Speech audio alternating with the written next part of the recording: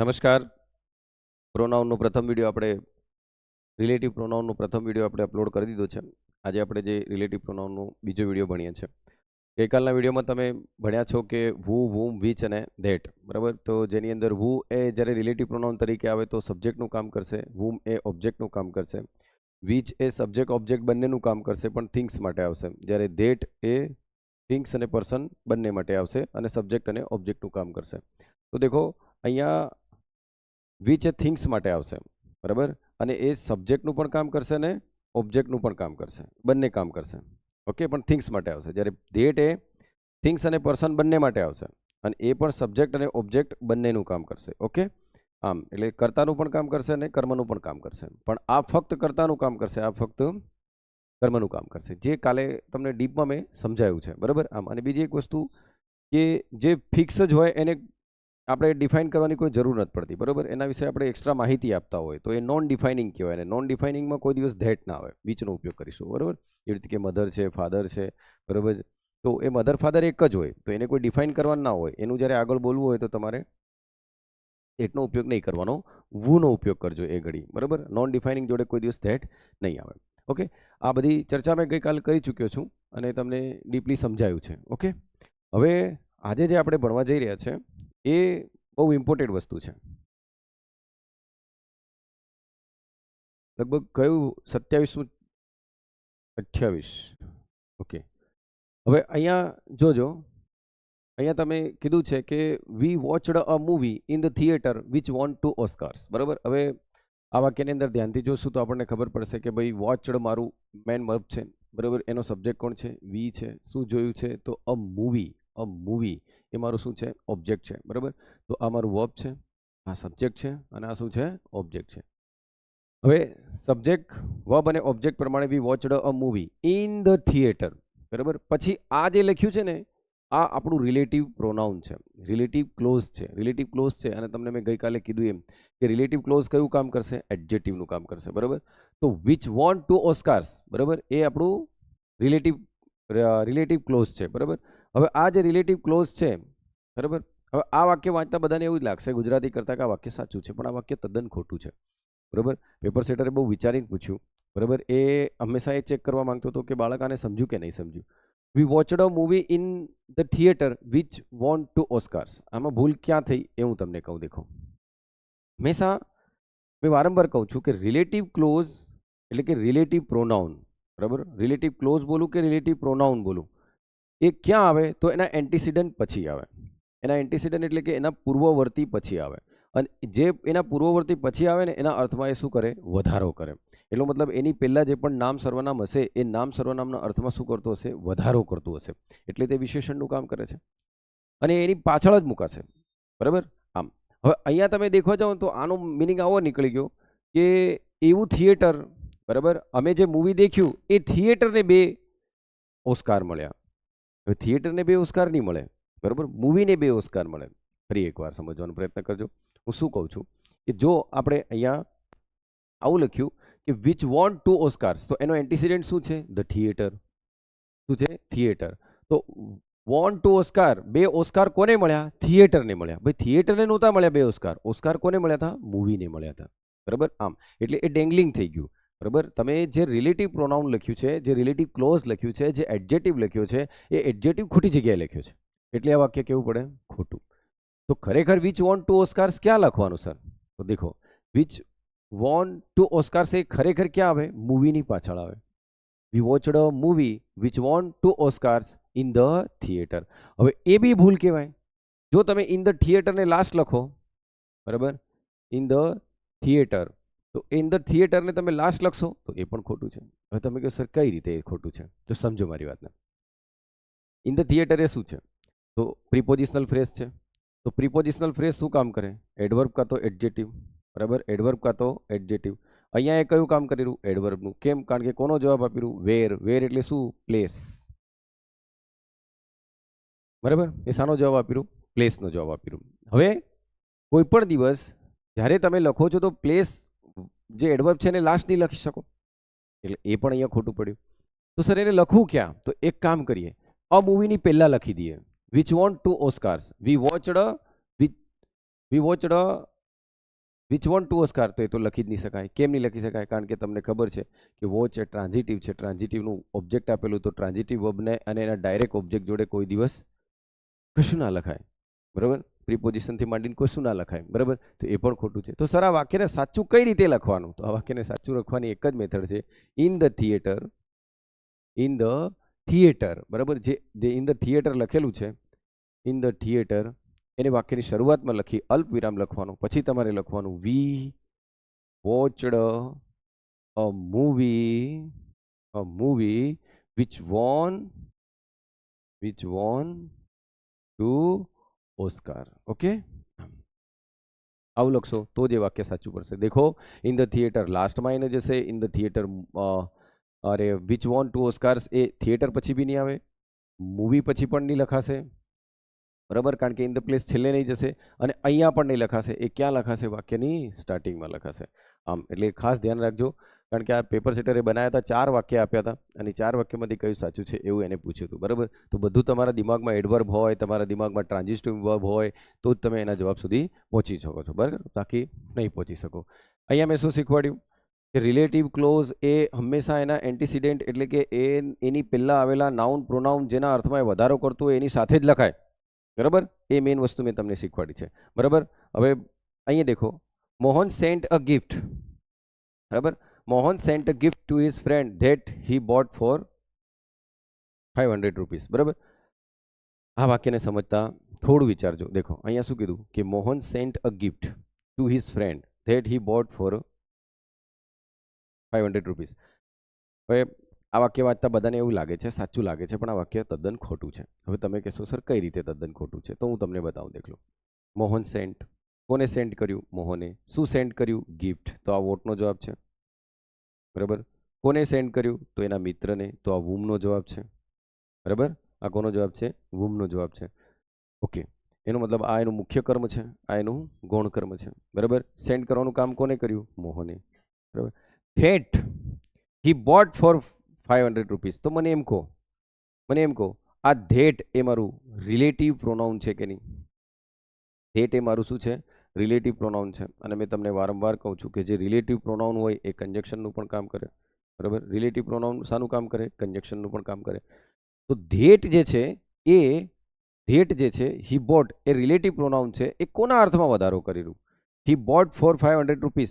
તો મિત્રના અર્થમાં વધારો કરશે. કારણ કે મેં તમને શું કીધું? રિલેટિવ પ્રોનાઉનનો એન્ટીસિડેન્ટ કોણ છે અહીંયા? His friend. તો એને એના મિત્રને 500 રૂપિયામાં ખરીદ્યો કે ગિફ્ટ 500 રૂપિયામાં ખરીદી? ગિફ્ટ 500 રૂપિયામાં ખરીદી. બરાબર? આમ તો એ ડેંગલિંગ થઈ ગયું, આ ખોટું લખેલું છે. બરાબર? તો ધેટ હી બોટ 500 રૂપીસ, એમાં નજીક કોણ હોવું જોઈએ? ગિફ્ટ હોવું જોઈએ. બરાબર? આમ હવે આને વાક્ય સાચું કઈ રીતે બનાવવાનું? તો દેખ લો, હું તમને બતાવું કઈ રીતે.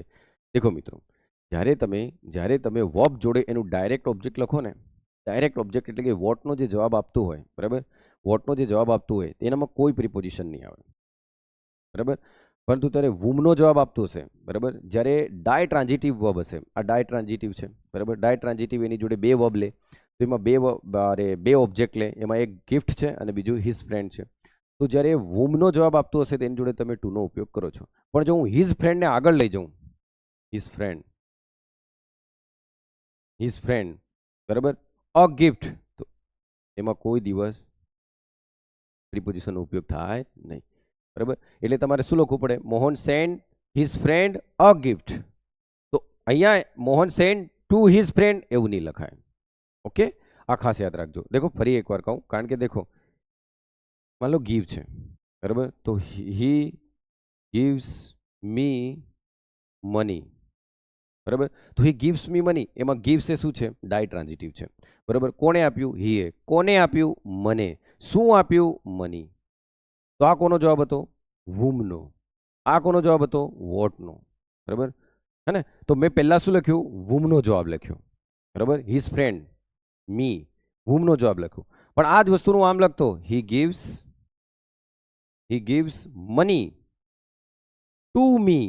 તો દેખ લો, જ્યારે મેં આ વર્બ જોડે મની, વોટનો જવાબ લખ્યો, બરાબર, તો વોટનો જવાબ માંગીને જો ઓબ્જેક્ટ માંગ્યું, એની વચ્ચે કોઈ દિવસ પ્રિપોઝિશન લખાય નહીં, કારણ કે ટ્રાન્ઝિટિવ વર્બને એના ડાયરેક્ટ ઓબ્જેક્ટ વચ્ચે કોઈ દિવસ પ્રિપોઝિશન નહીં લખાય. પણ જ્યારે મેં એના પછી જે ડાય ટ્રાન્ઝિટિવ હોવાથી ફરી મેં વુમનો જવાબ લખ્યો તો મેં શું લખ્યું? To me. તમે જ્યારે એનું પેશી બનાવો છો ને ત્યારે બી તમે આ રીતે જ બનાવો છો. દેખ લો કઈ રીતે બનાવો કે money is given to me by him. Money is given to me by him. પણ જો આનું બનાવશો તો એમ કહેશો કે I was given money by અરે I am given money by him. Okay, એ રીતે બનાવશો. મેં અહીંયા આ ચર્ચા એટલે કરી રહ્યો છું મિત્રો, કેમ? કારણ કે હું તમને એમ કહેવા માંગુ છું જ્યારે તમે વોટથી વબને સવાલ પૂછશો, બરાબર, તમે અહીંયા પૂછો કે મોહન સેન્ટ અ ગિફ્ટ, બરાબર, તો વોટ ડીડ મોહન સેન્ડ? અને સવાલ પૂછ્યો કે what did Mohan send? What did Mohan send? બરાબર, તો શું જવાબ મળ્યો તમને? બરાબર, અ ગિફ્ટ મળ્યો કે નહીં? હા, ગિફ્ટ મળશે ને જવાબ. પણ તમે એમ પૂછો whom did Mohan send a gift? જ્યારે તમે આમ કહેશો કે whom did Mohan send a gift, તો એનો જવાબ તમને શું મળશે? Two his friend. તો whomનો જવાબ જ્યારે તમે લખો, બરાબર, તો પાછળ લખો તો ટુ લખવું પડે છે, બરાબર, પણ નજીક લખો તો નહીં લખવું પડે. તો આ વાક્યમાં શું તકલીફ હતી? આ વાક્યમાં આપણે તકલીફ એમ હતી કે આ જે ઓબ્જેક્ટ છે ને એને અહીં લાવવાનું હતું અને આ ઓબ્જેક્ટને અહીંયા લાવવાનું હતું. બોલો કેમ? કારણ કે પાછળ જે રિલેટિવ પ્રોનાઉન લખેલું છે, જે રિલેટિવ ક્લોઝ લખેલું છે, એ રિલેટિવ ક્લોઝ ફ્રેન્ડના અર્થમાં વધારો નથી કરતું, ગિફ્ટના અર્થમાં વધારો કરે છે. એટલે મારે ગિફ્ટને અહીં લાવવું હતું, એટલે વોટના જવાબને અહીં લાવવું હતું. ડાય ટ્રાન્ઝિટિવ છે એટલે હિઝ ફ્રેન્ડને ક્યાં લઈ જવું પડે? આગળ. પણ હિઝ ફ્રેન્ડ એ કોનો જવાબ હતો? વુમનો. અને વુમનો જવાબ હોય તો ડાયરેક્ટ લખો છો ત્યારે પ્રિપોઝિશન લખાય નહીં. ઓકે, તો તમારે વાક્ય કઈ રીતે બનાવવું પડે? Mohan send his friend gift. Mohan send his friend gift. હવે આ ગિફ્ટના અર્થમાં આખું ક્લોઝ લખી શકાય. ઓકે, એટલે આ આનામાં સુધારો હતો, બરાબર. તો હિઝ ફ્રેન્ડને આગળ લાવવું પડે, ગિફ્ટને પાછળ લાવવું પડે. હિઝ ફ્રેન્ડને જ્યારે આગળ લઈ જઈએ તો ટુ લખવાનું નહીં. ઓકે, ડાય ટ્રાન્ઝિટિવ વર્બ. એટલે જ કહું છું આગળના ફાઇનાઇટ વર્બના વિડીયો ધ્યાનથી જોઈ લેવા. Okay, Mohan send his friend a gift that lives in Jaipur. હવે દેખ લો આ વાક્યમાં પેલા વાક્યમાં દેખો કેટલું જોરદાર છે. હવે આને સમજવાનો પ્રયત્ન કરો. દેખ લો મેં હમણાં જ તમને સમજાવ્યું છે મિત્રો, કારણ કે અહીંયા તમે ધેટ હી લીવ્સ એવું લખ્યું છે. That lives in Jaipur. અહીંયા તમે દેખ્યું તો લીવ્સ ઇન જયપુર કોના માટે છે? ગિફ્ટ માટે છે કે હિઝ ફ્રેન્ડ માટે છે? Very good. કોના માટે છે? His friend. તો પછી આ વાક્ય આપણે કઈ રીતે લખવું પડશે? મોહન સેન્ટ અ ગિફ્ટ, બરાબર. વોટનો જવાબ થઈ ગયો. હવે વુમનો લખવાનો. તો મોહન સેન્ડ અ ગિફ્ટ શું લખાશે? નહીં, ટુ હિઝ ફ્રેન્ડ, બરાબર. કારણ કે વુમનો જવાબ પાછળ લખો તો તમારે ટુ લખવું પડે, બરાબર. Two his friend. હવે આ ક્લોઝ એની પાછળ લખાઈ શકાય. ધેટ લીવ્સ ઇન જયપુર, બરાબર. તો અચ્છા, એટલે મતલબ આ ધેટ છે જે રિલેટિવ પ્રોનાઉન છે, રિલેટિવ ક્લોઝ છે, એડજેટિવ ક્લોઝ છે. એ એડજેટિવ ક્લોઝ કોના અર્થમાં વધારો કરી રહ્યો? ફ્રેન્ડના. તો દેખો આ કેટલું ડેંગલિંગ થઈ ગયું, બરાબર. કે મોહન એના મિત્રને ગિફ્ટ મોકલી કે જે ગિફ્ટ જયપુરમાં રહે છે. ગિફ્ટ જયપુરમાં નહીં રે ભાઈ, એનો મિત્ર જયપુરમાં રહે છે, બરાબર. આમ અને 500 રૂપિયામાં ખરીદે, મિત્રને નહીં ખરીદે, ગિફ્ટને ખરીદે, બરાબર. એટલે અહીંયાથી શું શીખ્યા આપણે એ શીખ્યા કે જ્યારે ડાય ટ્રાન્ઝિટિવ વર્બ હોય તો એનું ઓબ્જેક્ટ જ્યારે લખીએ તો ઓબ્જેક્ટ લખતી ઘડી ખૂબ ધ્યાન રાખવાનું વોટનો અને વુમનો જવાબ ક્યાં લખવો એમ, બરાબર. તો જ તમે જવાબ સુધી પહોંચી શકો, બાકી નહીં પહોંચી શકો. અને આવા સવાલ વારંવાર એક્ઝામમાં આને 4 રીતે બનાવીને પરીક્ષા મૂકે છે, બરાબર, આ લોકો. તો એ ઘડી બહુ ધ્યાન રાખવાનું. ઓકે, તો પહેલાં તો તમારે શું શીખવું પડે? વર્બ કેવું છે, એટલે finite verb, non finite verb, એનું ખૂબ અધ્યયન કરવું પડે, બરાબર. તો જ તમને આ જલ્દી આવડે. દેખો, he shot the bird with a gun which was eating crumbs. Crumbs એટલે કે નાના જે ખાવાના ટુકડા હોય ને એની વાત કરે છે, બરાબર. આમ તો સાંભળજો વાત. અને પરીક્ષા માલવાનો ક્રમ્સનો મતલબ નહીં બી ખબર હોય તોય વાંધો નહીં. આપણે તો શું શીખવાનું છે? આપણે એમ દેખવાનું છે કે ભાઈ દેખો અહીંયા એમ કીધું કે શોટ, બરાબર. કોણ શોટ કરે છે? હી. કોને શોટ કરે છે? બર્ડ્સને. શાના વડે શોટ કરે છે? વિથ અ ગન, બરાબર, હે ને. ચલો, તો આ મારું શું બન્યું? સબ્જેક્ટ. આ મારું શું બન્યું? વર્બ. આ મારું શું બન્યું? ઓબ્જેક્ટ, બરાબર. વિથ અ ગન આ મારું પ્રિપોઝિશનલ ફ્રેઝ છે કે નહીં? શું છે? પ્રિપોઝિશનલ ફ્રેઝ, બરાબર. અને હું વારંવાર આ ભણાવું કેમ ખબર? કારણ કે પ્રિપોઝિશનલ ફ્રેઝ એ કાં તો એડજેટિવનું કામ કરે કાં તો એડવર્બનું કામ કરે, બરાબર. આમ ઓકે, હવે તમે દેખ લો વિથ અ ગન. સાચી વાત છે. He shoot the bird with a gun. Gun વડે તેને કોને શૂટ કર્યું? બર્ડને શૂટ કર્યું. તો સાહેબ વાક્ય તો સાચું છે. અહીં સુધી હોત તો એ સાચું, કારણ કે કેવી રીતે, તો આ તો હાવનો જવાબ આપી રૂક નહીં. અને હાવનો જવાબ આપે એડવર્બ હોય કે નહીં? એડવર્બ ઓફ મેનર બતાવે કે નહીં? આમ શું બતાવે? Adverb of manner. તો એવું સાચું, પણ મજા તો અહીં છે, પાછળ શું લખ્યું છે? Which was eating crumbs. હવે દેખ લો, સમજો. વોઝ ઇટિંગ આ વર્બ છે. આનું ઓબ્જેક્ટ કોણ છે? ક્રમ્સ છે. શું ખાય છે? તો ક્રમ્સ ખાય છે. કોણ ખાય છે? તો વિચ એ કોના માટે વપરાયું? એના એન્ટીસિડન્ટ માટે. તો એન્ટીસિડન્ટ કોણ છે? ગન. ઓહો, તો આનો મતલબ તો એવો થઈ ગયો, એ ગન કે જે ક્રમ્સને ખાય છે એના વડે પક્ષીને શૂટ કરવામાં આવ્યો. સમજો મારી વાતને બેટા, કારણ કે તમે દેખ લો, વિચ એ શું છે? Relative pronoun. તરત જ દિમાગ દોડવાનું. વિચ એ શું છે? Relative pronoun. રિલેટિવ પ્રોનાઉન શું કામ કરે? સબ્જેક્ટ કાં તો ઓબ્જેક્ટનું. આ વાક્યમાં એને કયું કામ કર્યું? સબ્જેક્ટનું. તો સબ્જેક્ટ એટલો મતલબ આ ક્રિયા કરનારું કોણ? આ સબ્જેક્ટ. આ સબ્જેક્ટ કોના માટે વપરાયો? ગન માટે. તો શું ગન ખાતી હશે બેટા ક્રમ્સને? બરાબર. કોણ ખાતું હશે? બર્ડ્સ. એટલે આપણે જે રિલેટિવ પ્રોનાઉન લખ્યું છે બરાબર, એ તદ્દન ખોટું લખ્યું છે, એટલે મેન્સમાં માર્ક નહીં આવે. મેન્સમાં માર્ક નહીં આવવાનું કારણ આ.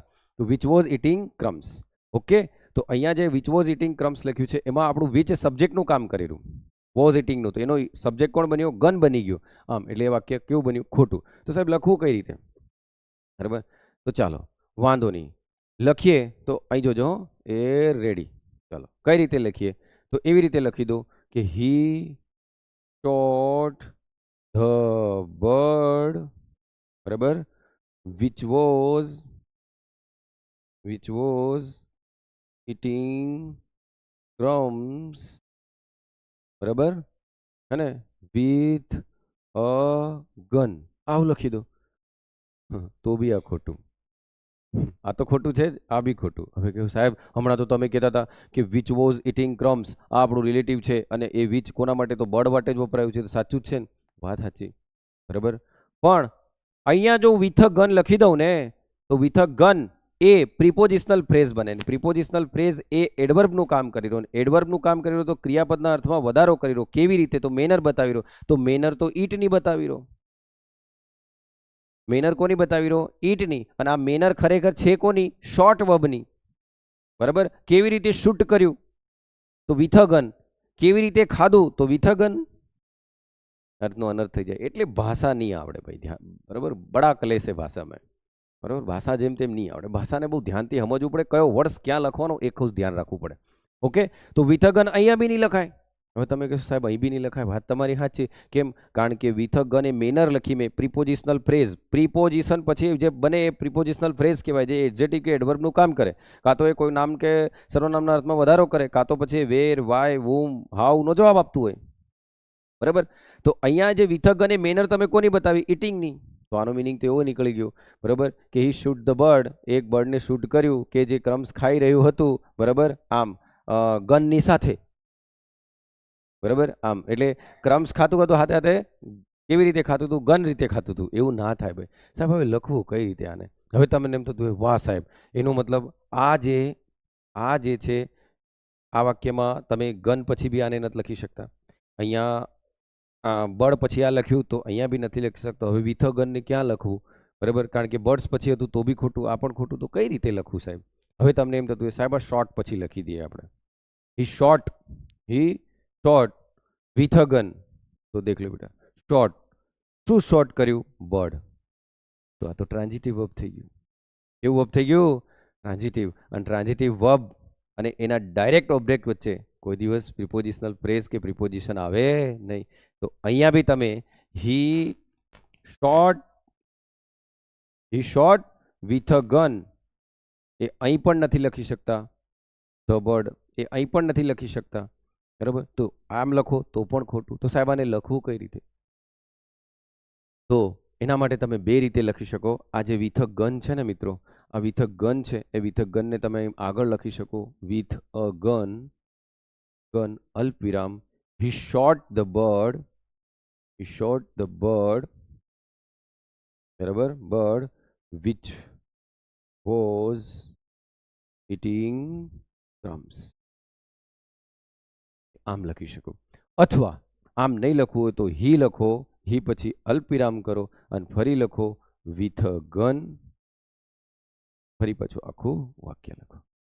બરાબર. આમ પણ હું તો માનું ત્યાં સુધી મોટે ભાગે લેખકો શું કરે છે, એને આગળ લખે છે. દેખો અહીંયા તમારી જોડે કેટલું નોલેજ હોવું જોઈએ. તમે વિથ ગનને અહીં નથી લખી શકતા. કેમ નથી લખી શકતા? તો ટ્રાન્ઝિટિવ વર્બ અને એના ડાયરેક્ટ ઓબ્જેક્ટ વચ્ચે કોઈ દિવસ પ્રિપોઝિશન ફ્રેઝ નહીં આવે. એક આ નિયમ લાગ્યો. તો તમને પહેલાં તો એ ખબર પડી જોઈએ કે ટ્રાન્ઝિટિવ વર્બ એટલે શું. તો જે વોટનો ને વુમનો જવાબ આલે એ ટ્રાન્ઝિટિવ વર્બ કહેવાય. બરાબર. જેનું જોડે ઓબ્જેક્ટ હોય, બરાબર, જેનો સબ્જેક્ટ ને ઓબ્જેક્ટ અલગ અલગ હોય, બરાબર, તો એ વસ્તુ છે. એ નોલેજ હોવું જોઈએ. બીજું શું નોલેજ હોવું જોઈએ કે વિથ ગન ને પાછળ કેમ નહીં લખી શક્યા? કારણ કે વિથ ગન પાછળ લખતો તો એડવર્બ પ્રિપોઝિશનલ ફ્રેઝ એડવર્બનું કામ કરતો અને મેનર બનતો, અને મેનર એ ઇટિંગ વર્બનો બનતો, એટલે એ પાછળ બી નહીં લખાયું. બરાબર. પછી ગનની પાછળ વિચ વોઝ ઇટિંગ ક્રમ્સ એમ બી નહીં લખી શકાતું. કેમ? કારણ કે રિલેટિવ પ્રોનાઉનની પહેલાં શું આવી ગયું હતું? ગન. તો અહીંયા આ ઇટિંગનો સબ્જેક્ટ કોણ બની જતો? ગન. તો પછી એવું મિનિંગ થતો કે ગન કે જે ક્રમ્સ ખાય છે. બરાબર. એટલે દરેક શબ્દને લખતા 10 વખત વિચારવું પડે.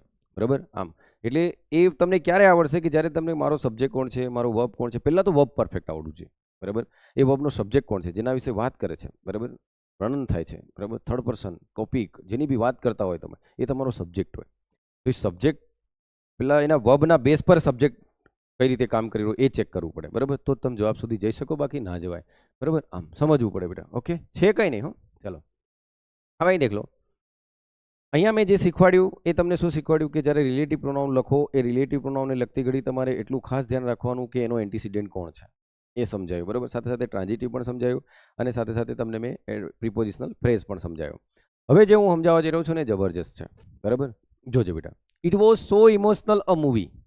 It was so emotional a movie. હે ને?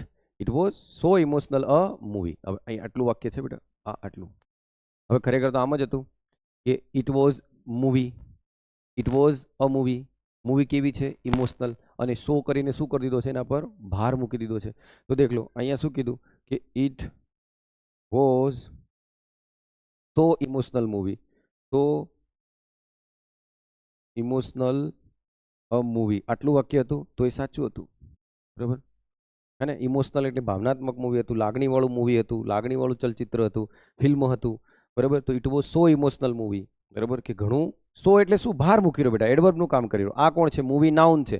ઇમોશનલ શું છે બેટા? નાઉનના અર્થમાં વધારો કરે તો વિશેષણ છે, અને આ વિશેષણના અર્થમાં વધારો કરે તો આ એડવર્બ છે. તો it was so emotional movie. બરાબર. તો એ કેવું છે? બહુ ઇમોશનલ મૂવી છે. હવે આટલું કીધું એને. હવે તમને ખબર છે કે સો દોડે આપણે શું વાપરીએ મોટે ભાગે? ધેટ.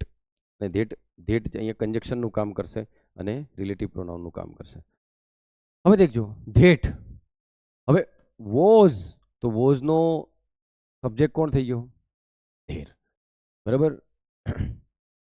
કોણ થઈ ગયું એનો object? Nobody. There was nobody. Who wept. એનો મતલબ સાહેબ અહીંયા વોઝનો ઓબ્જેક્ટ પણ છે, વોઝનો સબ્જેક્ટ પણ છે. તો ધેટ અહીંયા શું કામ કરી રહ્યું? કન્જક્શનનું. ધેટ કયું કામ કરી રહ્યું? કન્જક્શનનું. બે વાક્યને જોઈન કરી રહ્યું. જો આનો ઓબ્જેક્ટ નહીં હોત તો એ રિલેટિવ પ્રોનાઉનમાં ઓબ્જેક્ટનું કામ કરતું. જો આનો સબ્જેક્ટ નહીં હોત, ડાયરેક્ટ ધેટ વોઝ એમ લખતા, ડાયરેક્ટ ધેટ વોઝ લખતા, ધેર નહીં લખતા. બરાબર. તો પછી ધેટ શું કામ કરતું? વર્બના સબ્જેક્ટનું કામ કરતું, એટલે રિલેટિવ પ્રોનાઉનનું કામ કરતું. કારણ કે પ્રોનાઉનની જગ્યા કેટલી હોય? સબ્જેક્ટ, ઓબ્જેક્ટ અને પ્રિપોઝિશનની પાછળ. ખાલી ધેટ જ નહીં આવે પ્રિપોઝિશનની પાછળ. બરાબર. આમ હવે અહીં દેખજો. It was so emotional a movie that there was nobody who wept. હવે આ દેખવા જાઓ તો સર સાચી જ વાત છે ને કે દેખો મૂવી છે. બરાબર. તો અહીંયા કન્જક્શનનું કામ કરે છે. આ એક આખું વાક્ય છે. ધેર વોઝ નોબડી હુ વેપ્ટ, આ એક આખું વાક્ય છે. આ વાક્યમાં સબ્જેક્ટ આ છે, ઓબ્જેક્ટ આ છે, આ વુ વેપ્ટ. તો નોબડીના વેપ્ટ. કોણ નહીં રડ્યું? વુ કોણ છે? નોબડી. તો અહીંયા વુ એ રિલેટિવ પ્રોનાઉન તરીકે આવ્યું કે નહીં? બોલો. તો સાચું તો છે સાહેબ, બધું તો સાચું દેખાય છે આનામાં. દેખ લો. It was so emotional movie that there was nobody who wept. હવે એક વસ્તુ વિચારો. હવે તમે એક વસ્તુ વિચારો. મૂવી કેવું હતું ભાઈ? મૂવી કેવું હતું? ઇમોશનલ. હવે મૂવી ઇમોશનલ હતું. દેખો ગ્રામર રીતે તો આખું સાચું લખેલું છે. ગ્રામરના સ્ટ્રક્ચર પ્રમાણે આખું સાચું લખેલું છે. કઈ રીતે? કારણ કે નોબડી માટે તો જોકો વેપ્ટ, વેપ્ટનો સબ્જેક્ટ કોણ છે? વુ. બરાબર. તો વુ જો આનો સબ્જેક્ટ બન્યો હોત તો એ સબ્જેક્ટ બન્યો એટલે રિલેટિવ પ્રોનાઉન. પણ એ વપરાયું કોના માટે? નોબડી માટે. કેમ? કારણ કે એનો એન્ટીસિડન્ટ કોણ છે? નોબડી. એનો પૂર્વવર્તી કોણ છે? નોબડી. તો ધેર વોઝ નોબડી હુ વેપ્ટ. તો આનો મિનિંગ શું નીકળ્યો કે કોઈ રડ્યું નહીં. એવો કોઈ પણ નહોતો કે જે રડ્યો. બરાબર, એવો કોઈ પણ નહોતો કે જે રડ્યો. બરાબર, હવે વિચારો, તમારે જાતે વિચારજો. ગ્રામર રીતે તો આ સાચું જ છે, પણ દેખો કોન્ટેક્સ્ટની રીતે થોડું ખોટું છે. હવે તમે કહેશો કઈ રીતે? મૂવી ઇમોશનલ હોય તો લોકો રડે કે નહીં રડે? એમ કહું, મૂવી ઇમોશનલ હોય તો લોકો રડે કે નહીં રડે? રડ્યા હશે. નહીં તો દેખો કેવું લાગે કે મૂવી એટલું ઇમોશનલ હતું કે કોઈ પણ નહીં રડ્યું. મૂવી એટલું ઇમોશનલ હતું કે કોઈ પણ નહીં રડ્યું, એવો આનો મિનિંગ થયો. તો અહીં તો રડવા જોઈએ ને લોકો. આમ તો અહીંયા શું લખાય? વુ ડીડ નોટ વીપ. હવે સમજ્યા? નોબડી, એવો કોઈ પણ નહીં કે જે નહીં રડી શક્યો, બધા જ રડ્યા એમ. તો who did not wept, અને આમ નહીં લખવું હોય, આમ નહીં લખવું હોય તો ખાલી એમ લખી દેવાનું, but wept. મોસ્ટ ટાઈમ છે બેટા, અહીં ખાલી જગ્યા અહીં જ આવશે, ત્યાં તમારે શું લખવું પડશે? but wept. તો સર આવું ક્યારે લખાય? આવું ત્યારે લખાય બેટા જ્યારે આગળના વાક્યનો સેન્સ નેગેટિવ હોય. બરાબર, આમ હવે તમારે જાતે જ વિચારો, મૂવી ઇમોશનલ હોય, એટલું બધું ઇમોશનલ હતું કે કોઈ પણ રડ્યા વગર રહી શક્યું નહીં. એનો મતલબ તમામ લોકો રડ્યા. બરાબર, તો એવું ઇમોશનલ મૂવી હતું કે કોઈ પણ નહીં રડ્યું. ભાઈ બધા રડ્યા હોય, કોઈ પણ નહીં રડ્યું એમ નહીં, બધા રડ્યા હોય, એવો આનો મિનિંગ નીકળ્યો. બરાબર, આમ તો ઘણીવાર વાક્ય ગ્રામર રીતે સાચું હોય ને, ગ્રામર રીતે સાચું લખેલું હોય તો પણ એ સાચો મિનિંગ કન્વે નહીં કરતું, એને આમ વાસ્તવિકતાને પરે હોય એમ, તો ધ્યાન રાખવાનું. તો બટ ક્યારે ઉપયોગ કરવાનો બેટા? કે જ્યારે વુડ ડીડ નોટ કરીને આવતું હોય તો કોનો ઉપયોગ કરવાનો? બટ. આગલા વાક્ય પરથી તમને જલ્દી ખબર પડી જશે. દેખો, there is no man. who wishes to live. અરે, who wishes to live, જીવવાની આશા રાખવી એમ. હવે દેખો અહીંયા કેટલું જોરદાર છે, દેખ લો. There is a no man. ચાલો સાહેબ, આ એક વાક્ય છે. બરોબર, ચલો. Wish to leave. બરાબર, માણસ વિશ ક્યારે કરે? કામ બાકી હોય તો વિશ ટુ લીવ. તો ટુ લીવ એ નોન ફાઇનાઇટ છે બેટા, આપણું નોન ફાઇનાઇટ છે. ઓકે, ચલો આ નોન ફાઇનાઇટ છે. વિશ એ મારું શું છે બેટા? બોલો, વર્બ. આનો સબ્જેક્ટ કોણ છે? વુ. બરાબર, સબ્જેક્ટ કોણ બને બેટા? બોલો, વુ. સાચી વાત છે કે વર્બનો સબ્જેક્ટ વુ બને, પણ વુ વપરાયો કોના માટે? મેન માટે. બરાબર, આમ તો ખરેખર તો આમ વાક્ય મેં there is no man wishes to leave, એવો જ મિનિંગ થાય. ધેર ઇઝ નો મેન, પછી વુની જગ્યાએ ફરી મેન લખવાનો. There is no man wishes to leave. તો બે વાક્ય બને, પણ ડાયરેક્ટ રિલેટિવ પ્રોનાઉનથી આપણે આ મેનના અર્થમાં વધારો કરી દીધો. હવે તમે દેખો આનું ગુજરાતી કરો તો કેવો મિનિંગ થાય, દેખ લો. ધેર ઇઝ નો મેન, એવો કોઈ પણ માણસ નહીં હોય કે જે જીવવાની આશા રાખે. સમજો? એટલે સમજતા નથી તમે, કોન્ટેક્સ્ટ નથી સમજતા વાક્યનો. શું કીધું? દેખો, ધેર ઇઝ નો મેન, એવો કોઈ પણ માણસ નથી દુનિયામાં, એવો કોઈ પણ માણસ નથી કે જે જીવવાની આશા રાખે. તો બધા મરેલા ને? બરોબર, દુનિયામાં એવો કોઈ પણ માણસ નથી કે જે જીવવાની આશા રાખે. ભાઈ દુનિયાનો દરેક માણસ જીવવાની આશા રાખે. સમજ્યા? આમ તો આનો મતલબ તો એવો થઈ ગયો ને કે there is no man who wishes to leave. દુનિયામાં એવો કોઈ પણ માણસ નથી કે જે જીવવાની આશા રાખે. ભાઈ દુનિયાનો દરેક માણસ જીવવાની આશા રાખે. બરાબર, તો પછી અહીંયા શું લખવું પડે બેટા? who doesn't લખું તો બી ચાલે. does not wish to live. આવું લખાય કે નહીં? કે જે જીવવાની આશા નહીં રાખતો હોય એમ. દેખ લો, ધેર ઇઝ નો મેન, એવો કોઈ પણ માણસ નહીં હોય કે જે જીવવાની આશા નહીં રાખતો હોય. બધા જીવવાની આશા રાખે જ. તો પછી આનું નેગેટિવ કરવું પડે કે નહીં બેટા? આમ, અને આમ નહીં કરવું હોય તો ડાયરેક્ટ શું લખી દેવાનું? બટ.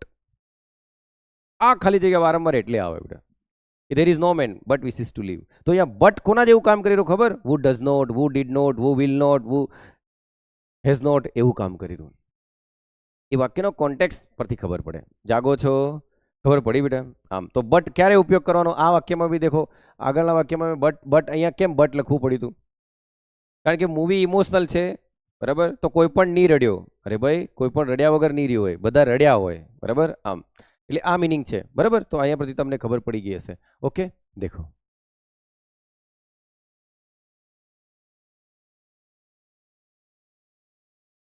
ઓકે, હવે અહીં દેખજો.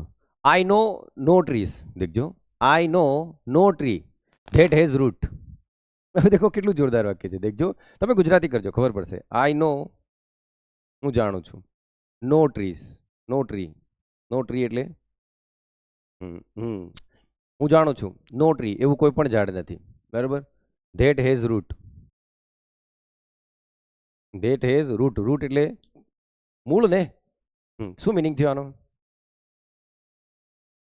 બરોબર, એવું કોઈ પણ ઝાડ નથી કે જેને મૂળ નથી. હવે દેખવા જઈએ તો દેખો ધેટ થિંગ્સ માટે બી આવી શકે, તો ધેટે આના અર્થમાં વધારો જ કર્યો છે કે નહીં? તો ગ્રામેટિકલી તો આ સાચું જ છે ને, ગ્રામેટિકલી સાચું છે, કારણ કે ધેટે આના અર્થમાં વધારો કર્યો, આ રિલેટિવ પ્રોનાઉન છે, બરોબર. પણ સેન્સ પ્રમાણે ખોટું છે, દેખ લો. આઈ નો, હું જાણું છું. નો ટ્રી ધેટ હેઝ રૂટ, તો ભાઈ આ તો એમ કહ્યું કે હું એવું જાણું છું કે કોઈ પણ એવું કોઈ પણ ઝાડ નથી કે જેને રૂટ હોય. ભાઈ દરેક ઝાડને રૂટ હોય, બરાબર. તો આપણે શું લખવું પડે બેટા? બોલો અહીંયા, બોલો. તો તમારે કાં તો શું લખવું પડે? બટ. બટ નહીં લખો તો શું લખવું પડે બેટા? That does not, does not. હવે હેઝ નું શું થઈ જાય? Have. Does not have roots, બરાબર. આમ હું જાણું છું એવું કોઈ ઝાડ નથી કે જેને મૂળ ના હોય, એનો મતલબ મૂળ હોય, બરાબર. બે નકાર હોય, બરાબર. આ નકાર ને આ નકાર, તો બે નકાર હોય તો હકાર થઈ જાય કે નહીં બેટા? બરાબર. એવું કોઈ ઝાડ નથી કે જેને મૂળ ના હોય, એવું કોઈ ઝાડ નથી કે જેને મૂળ ના હોય, એનો મતલબ દરેક ઝાડને મૂળ હોય. એવો કોઈ માણસ નથી કે જે જીવવાની આશા નહીં રાખતો હોય, બરાબર હે ને? તો એવો કોઈ માણસ નથી કે જે જીવવાની આશા નહીં રાખતો હોય, એનો મતલબ દરેક માણસ જીવવાની આશા રાખે, એવો મિનિંગ થાય. એટલું ઇમોશનલ મૂવી હતું કે કોઈ પણ રડ્યા વગર રહી શક્યું નહીં, બરાબર. એનો મતલબ બધા રડ્યા એમ. હવે સમજાય ને તડેતરનો મતલબ? તો જ્યારે આવો સેન્સ આવે ને તો ભલે ગ્રામેટિકલ રીતે સાચું છે, કારણ કે બાળક શું કહે કે પર્સન હોય તો વુ લખી દેવાનું, પછી સબ્જેક્ટ હોય તો વુ લખી દેવાનું, ઓબ્જેક્ટ હોય તો વુમ લખી દેવાનું, બરાબર. થિંગ્સ હોય તો વિચ લખી દેવાનું, થિંગ્સ પર્સન બંને હોય તો ધેટ લખી દેવાનું, અને પેલા સબ્જેક્ટ ઓબ્જેક્ટ બંનેનું કામ કરે, વિચ અને ધેટ, બસ આટલું જ યાદ રાખે. વાક્યનો સેન્સ સમજવાનો છે, બરાબર. તો બટ બી આવે છે, અને બટની જ ખાલી જગ્યાઓ આવે પરીક્ષા. આમ કોની ખાલી જગ્યા આવે બેટા? બટની. આમ ઓકે. હવે દેખજો આગળ, હવે બટ વાળું પૂરું થઈ ગયું ભાઈ આપણું, બરાબર. એને સમજી ગયા આપણે. ઓકે, હવે અહીં સમજો બેટા. હી is not such a man that we should trust. હવે બધા એવું કે સર મેં તો એને આ સચ જોડે, અરે રામ, આ સચ જોડે હું ધેટ પણ દેખું છું અને સચ જોડે એઝ પણ દેખું છું. શું કહે છે બેટા? બોલો. સચ જોડે ધેટ પણ આવે છે અને સચ જોડે એસ પણ આવે. દેખો 100 જોડે તો ધેટ જ વાપરતા હતા બેટા આપણે, કારણ કે આ તો પરિણામ બતાવે, બરાબર હે ને? હવે કહેવાય ને કે you are so beautiful that anyone આગળ તમારે જોડ દેવાનું, બરાબર. તો સમજ્યા? તો 100 જોડે તો શું આવે બેટા? ધેટ આવે. પણ સચ જોડે બી ધેટ આવે અને સચ જોડે એઝ પણ આવે. હવે સમજવાની વાત છે, દેખ લો બેટા. એઝ મારા છોરાઓ શું છે ખબર? પ્રોનાઉન છે, સાથે સાથે કંજક્શન પણ છે. અને જે રિલેટિવ પ્રોનાઉન હોય ને બેટા, એ કંજક્શનનું કામ કરે જ. છાપી દેજો 1 લાખનું વાક્ય. જે રિલેટિવ પ્રોનાઉન હોય ને એ કંજક્શનનું કામ તો કરે જ, પણ આ કંજક્શન જ છે.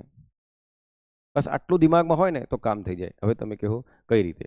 તો દેખો હું બતાવું તમને ધ્યાનથી બેટા.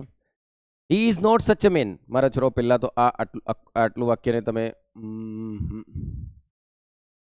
હા, આ આટલા વાક્યને તમે પહેલા અલગ કરો, બરાબર. હી is not such a man that we should trust. મારા છોરો મને એમ કહો, ઇઝ નો સબ્જેક્ટ કોણ છે? હી. અને આ મેન પણ કોણ છે? હી. તો ઇઝ મારું શું બની ગયું બેટા? લિંકિંગ. એ આને જ વર્ણન કરે છે, હીનું જ વર્ણન કરે છે. અને સચ એના અર્થમાં શું કરે છે? વધારો. નોટ શું બતાવે છે? નકાર. તો હી is not such a main. તો આ એક મારું આ કોમ્પ્લિમેન્ટ વાળું થયું. આટલું વાક્ય થઈ ગયું બેટા. આ સબ્જેક્ટ કોમ્પ્લિમેન્ટ જ છે ને આખું, હીની જ વાત થાય છે, એનો ઓબ્જેક્ટ તો છે નહીં, બરાબર. સબ્જેક્ટ વિશે જ બધી વાત થાય છે. Okay, subject compliment. That we should trust. Should એટલે મોડાલ છે બેટા. ટ્રસ્ટ, ટ્રસ્ટ ક્રિયાપદ છે કે નહીં? આનો સબ્જેક્ટ કોણ છે? That we should trust. તો આનું ઓબ્જેક્ટ ક્યાં છે? સાંભળો, આનું ઓબ્જેક્ટ ક્યાં છે? ઓબ્જેક્ટ છે નહીં. હવે ઓબ્જેક્ટ નહીં હોય પણ સાહેબ ઓબ્જેક્ટ છે, કોણ છે? મેન. ધ્યાન દેવા મળજો. ઓબ્જેક્ટ કોણ છે બેટા આનું? મેન. દેખો હી is not such a main.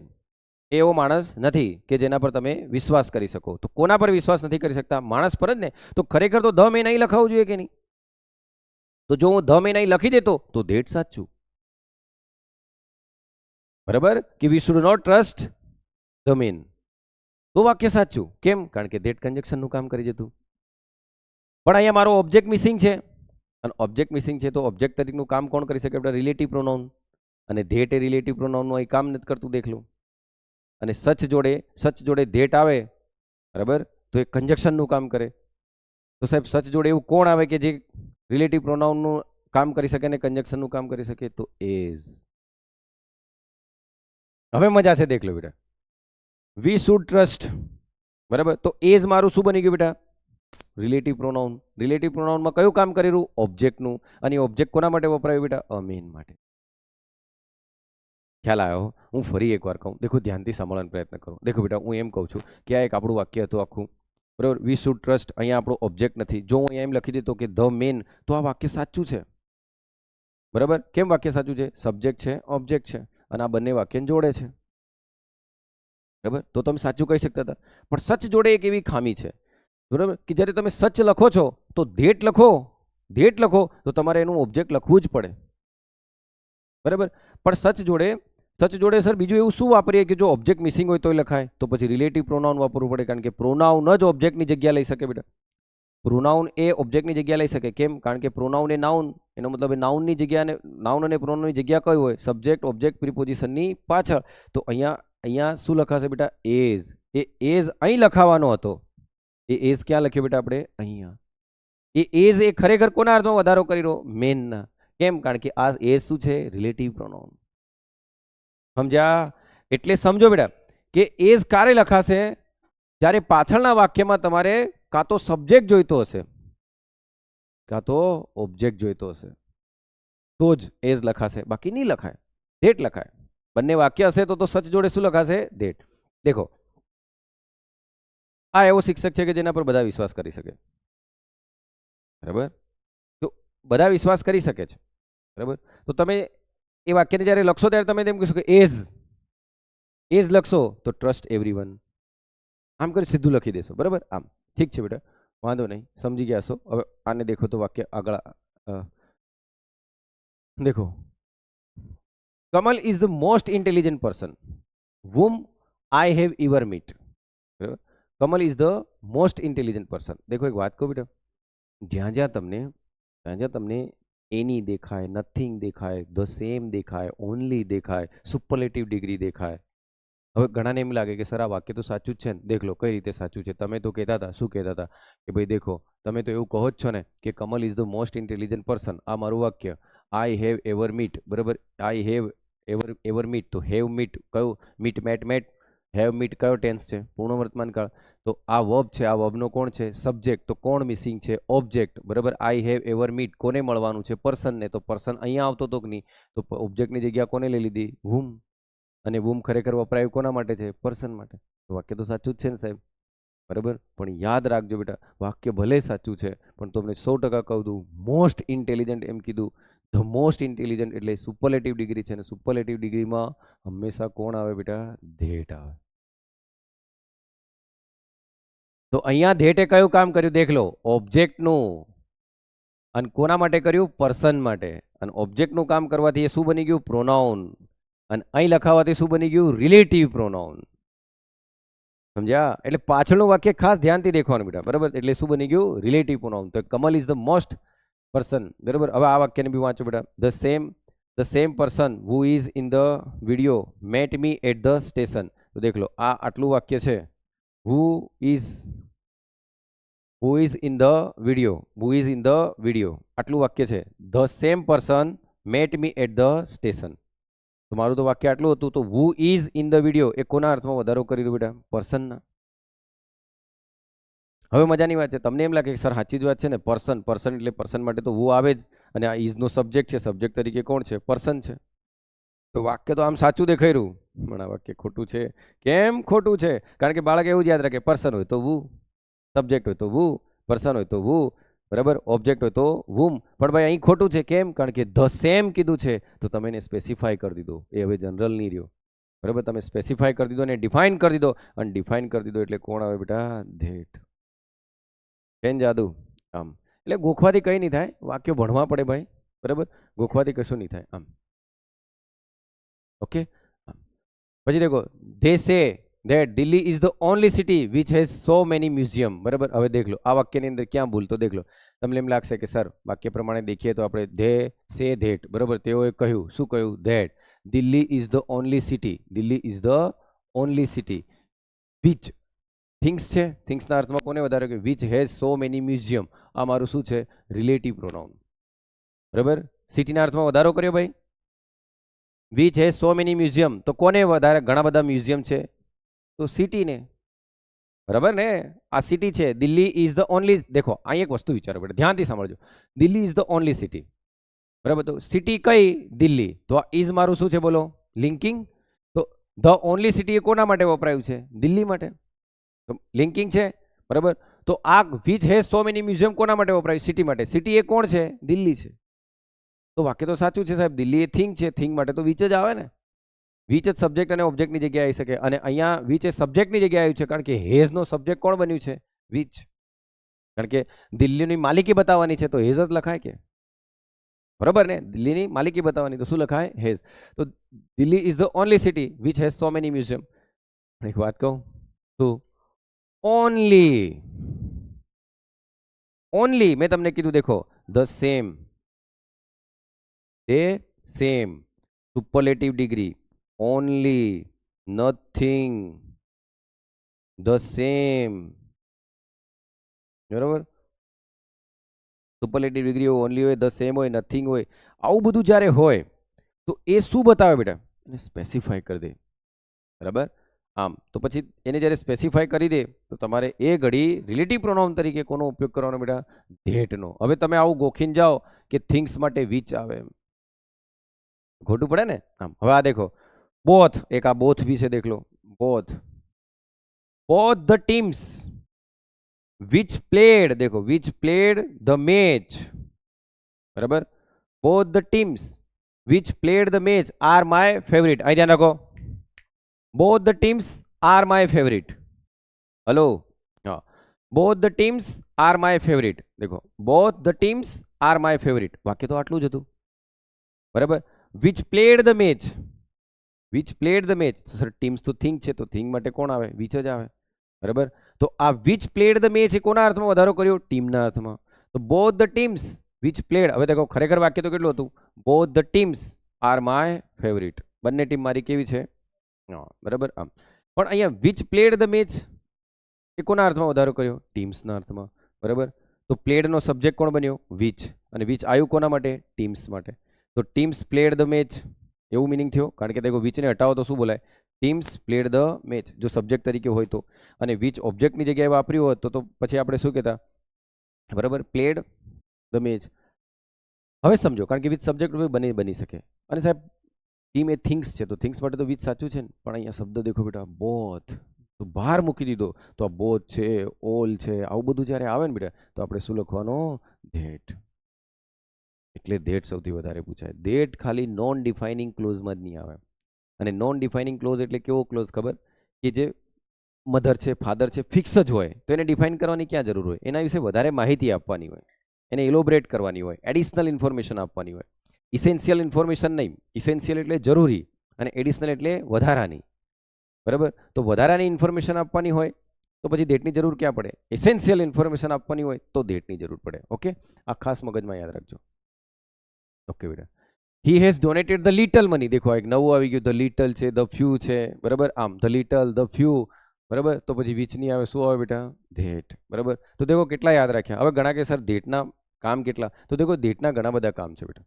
દેખો ધ ફ્યુ હોય, ધ લિટલ હોય, બરાબર, ડેફિનેટ કરી દે તો પછી ધેટનો જ ઉપયોગ કરવાનો. બોથ હોય, ઓલ હોય, બરાબર, એ તમે દેખો વાક્ય. That main is my uncle, તો મેનના અર્થમાં વધારો કરી દો તો આ શું થઈ ગયું બેટા? એનું ધેટ મેનના અર્થમાં વધારો તો વિશેષણનું કામ કરી રહ્યું. ધેટના ઘણા બધા કામ છે તો અહીંયા કયું કામ કરી રહ્યું? વિશેષણનું. બરાબર, આમ પછી દેખો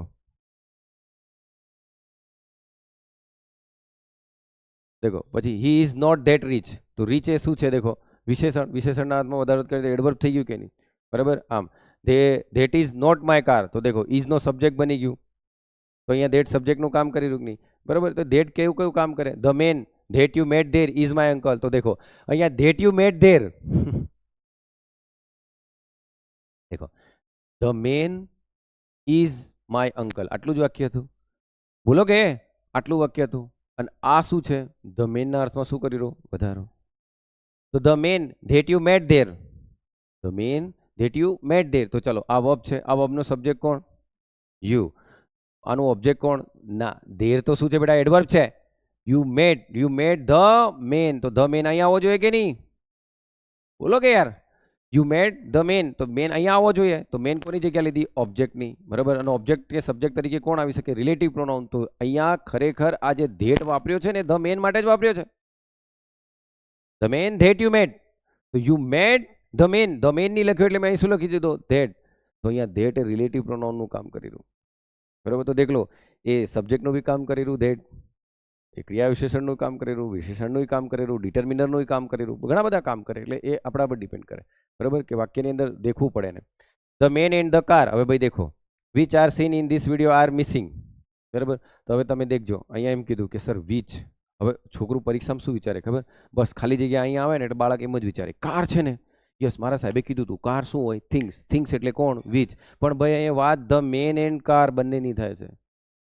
અને જ્યારે બેની કામ થાય તો ધ મેન શું કહેવાય બેટા, પર્સન, કાર શું કહેવાય બેટા, થિંગ.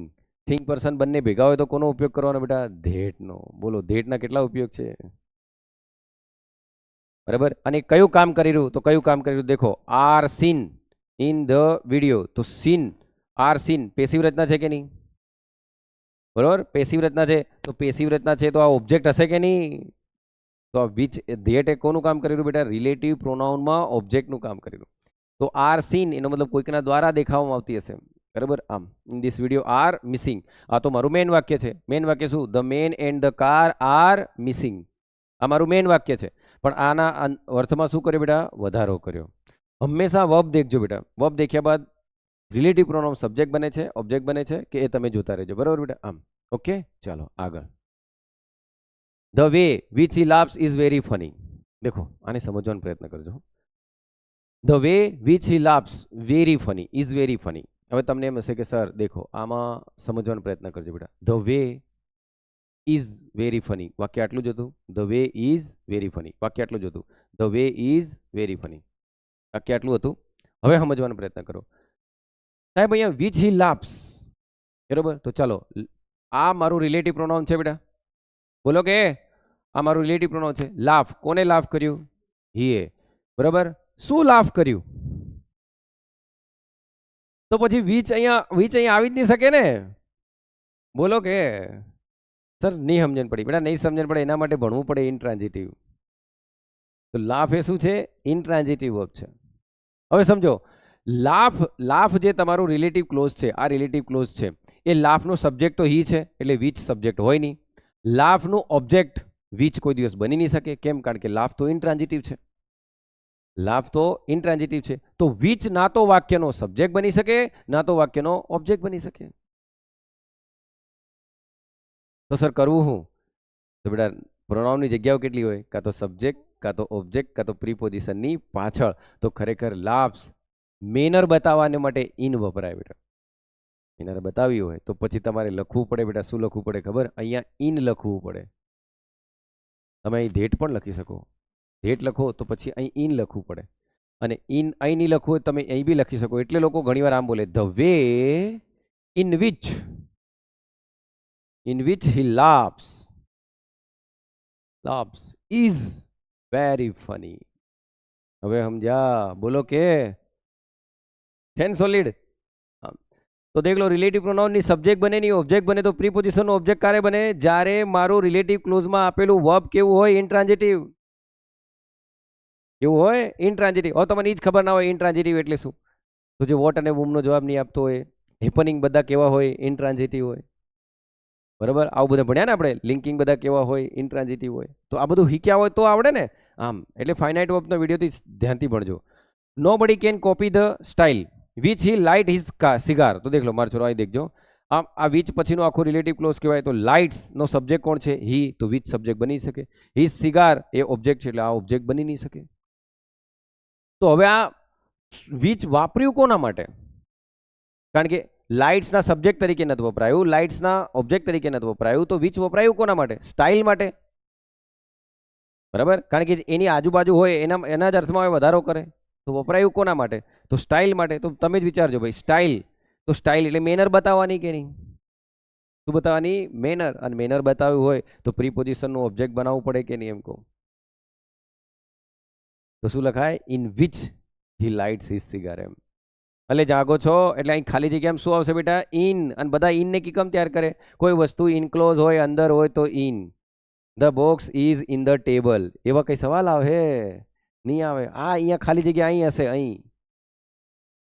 એટલે આ વિચારવું પડશે બેટા. બરાબર.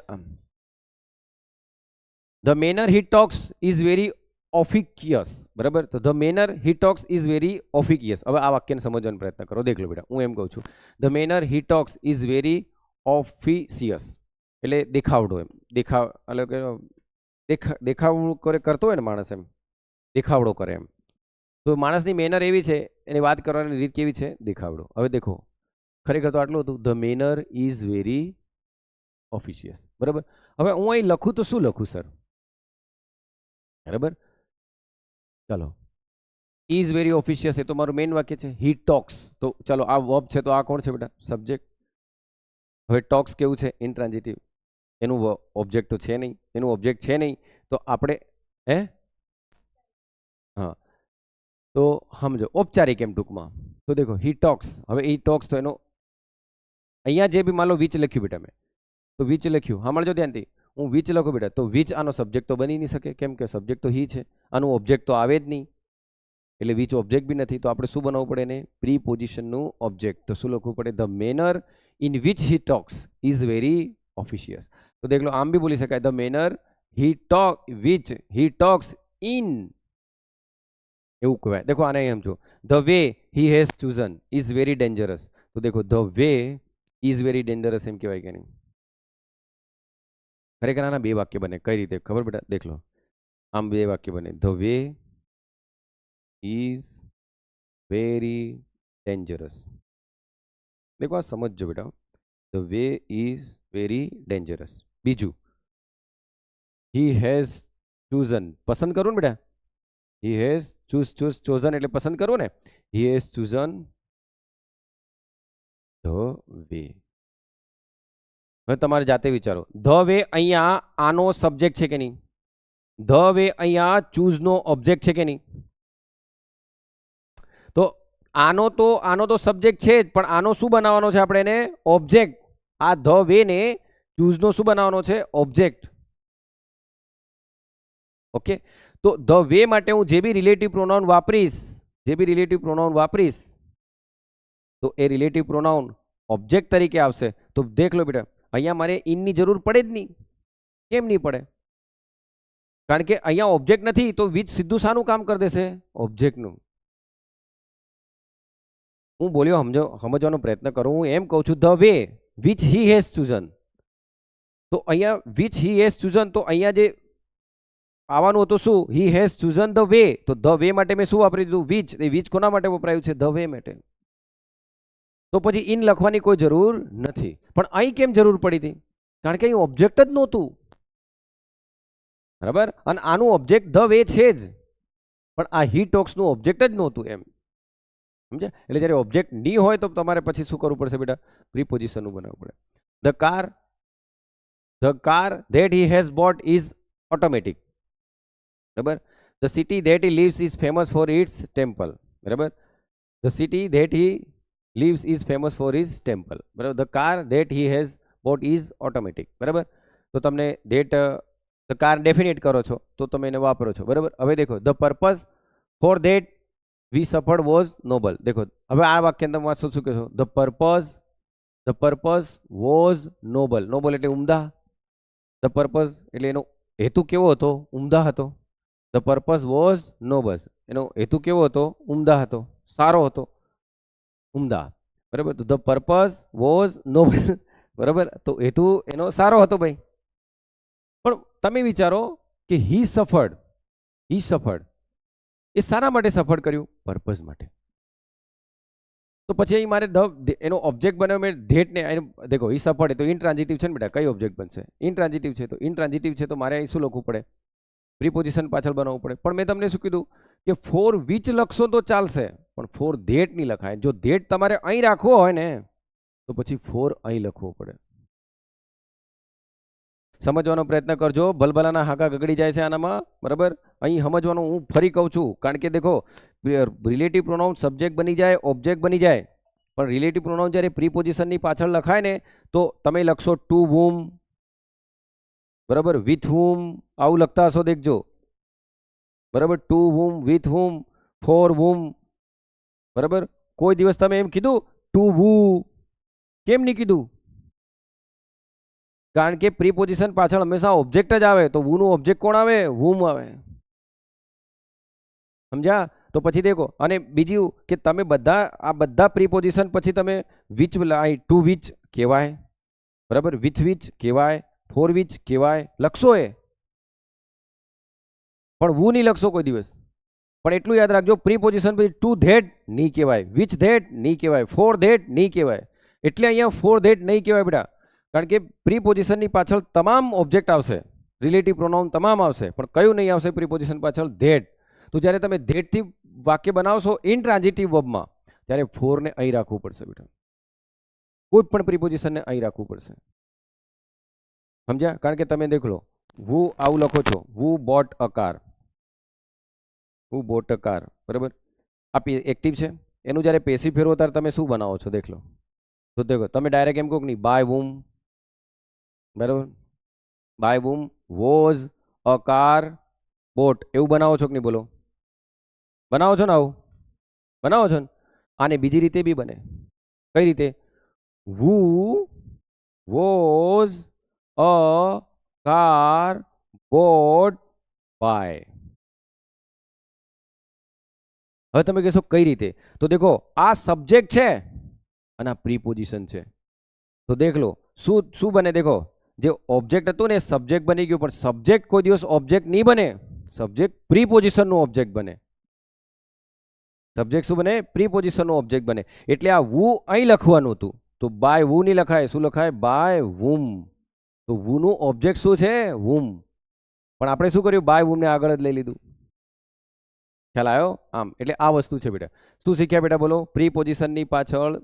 પ્રીપોઝિશનની પાછળ રિલેટિવ પ્રોનાઉન ત્યારે લખાશે કે જ્યારે પાછળ આપેલા રિલેટિવ ક્લોઝમાં વોટનો જવાબ નહીં મળતો હશે, વર્બ ઇનટ્રાન્ઝિટિવ હશે, તો જ એ રીતે રિલેટિવ પ્રોનાઉન લખેલા હશે પ્રીપોઝિશનની પાછળ. ઓકે.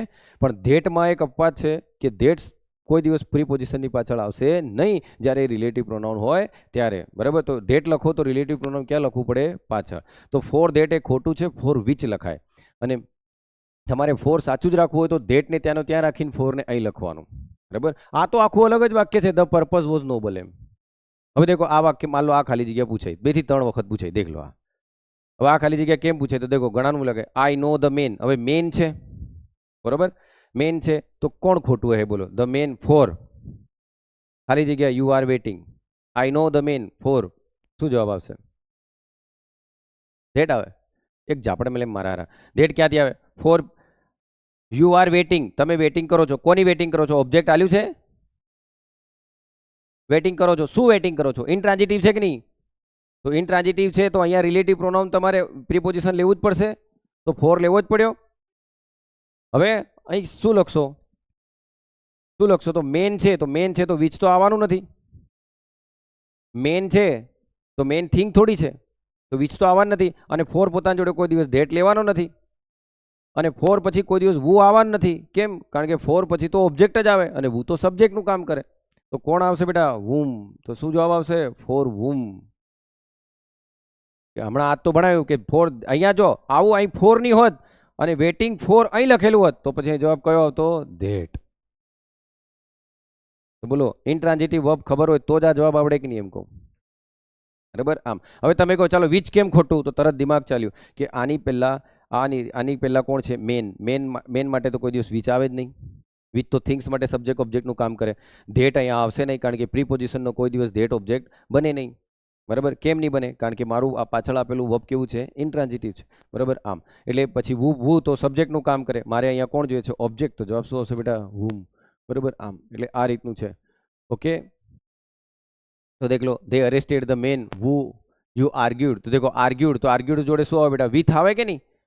બરાબર, હવે હું ફટાફટ સમજાવું છું. યુ આર્ગ્યુ જોડે કોણ આવે? વિથ. તો દેખો આ ઇન્ટ્રાન્ઝિટિવ છે, ઇન્ટ્રાન્ઝિટિવ છે એટલે મારે જો who you are argued with તો સાચું, તો સાચું. અહીં વિથ લખું તો, પણ વિથ અહીં લખી દઉં તો with whom you argued with તો સાચું. પણ જો અહીંયા who ની જે પહેલા હું વિથ લખું તો વિથ પછી તો who લખાય નહીં, વિથ પછી ઓબ્જેક્ટ લખાય તો who નું ઓબ્જેક્ટ શું બને? whom.